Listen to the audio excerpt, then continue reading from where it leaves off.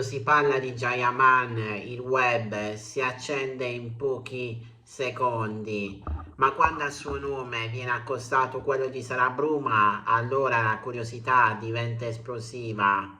Ciao a tutti ragazzi e ragazze e bentornati su un nuovo video dedicato a Jayaman e Sara Bruma, ma prima di tutto vi ricordo di iscrivervi al mio canale YouTube e di lasciare un bel like per favore. E ora partiamo.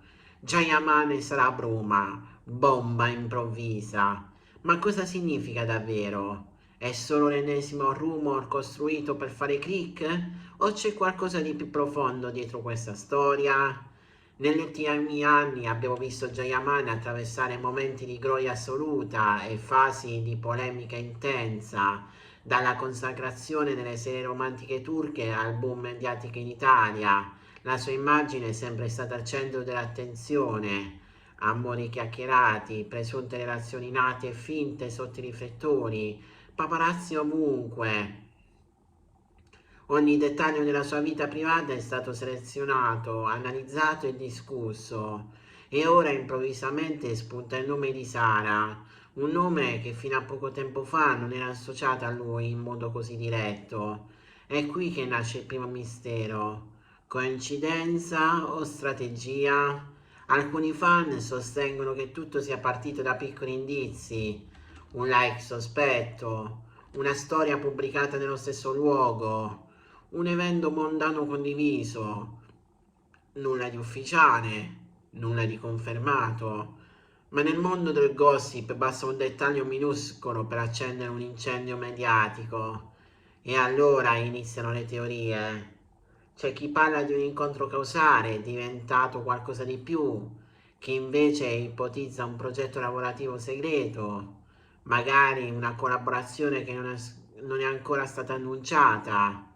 E poi c'è la teoria più maliziosa, una relazione nata lontano dai riflettori, mantenuta nascosto per evitare il caos mediatico.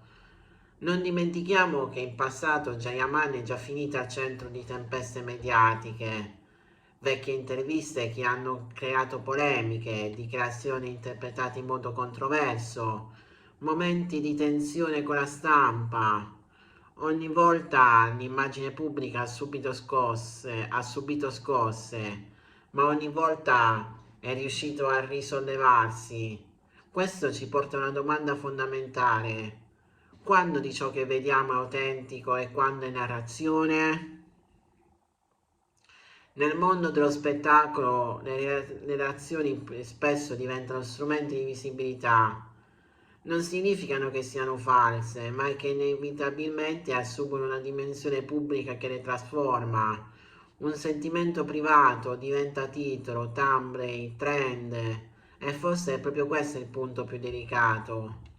Sara, dal canto suo, non è una nuova attenzione social. Il suo nome circola, la sua immagine è già abituata ai riflettori digitali, ma essere accostata a una figura come Jayaman significa entrare in una dimensione completamente diversa, quella dell'iperesposizione totale.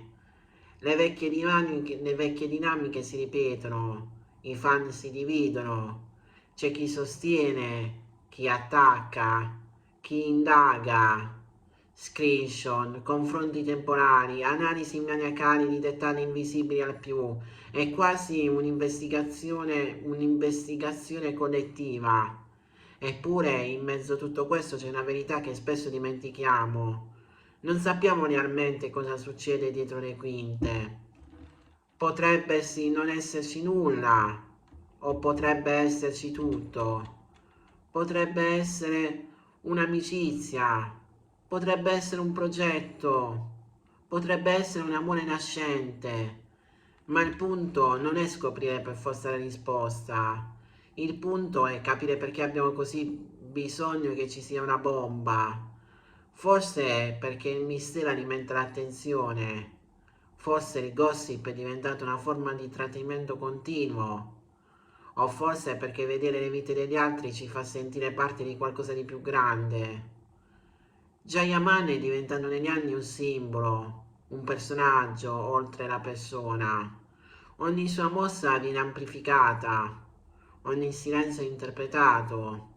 E quando un nome nuovo entra nell'equazione, l'effetto è immediato. La vera bomba improvvisa però potrebbe non essere una relazione o uno scandalo. Potrebbe essere la consapevolezza che nel mondo moderno la linea tra realtà e percezione è sottilissima. Siamo sicuri di voler sapere sempre tutto? Siamo sicuri che ogni dettaglio debba essere svelato? Dietro ogni titolo sensazionalistico c'è una macchina che vive di attenzioni e noi siamo il carburante. Ogni click, ogni commento, ogni condivisione alimenta il ciclo. La morale? Prima di credere fermiamoci, prima di giudichiamo riflettiamo, prima di trasformare un'indiscrezione in una sentenza ricordiamoci che stiamo parlando di persone reali. Forse la vera verità non è nella bomba, ma nel modo in cui reagiamo quando sentiamo un'esplosione. E allora vi lascio con una riflessione. Se domani si scoprisse che non c'era nessuno scandalo, nessun segreto, nessuna relazione nascosta, cambierebbe davvero qualcosa? O saremmo già pronti per la prossima bomba? Scrivetemelo nei commenti, perché il mistero più grande a volte non è quello che riguarda loro, ma quello che riguarda noi.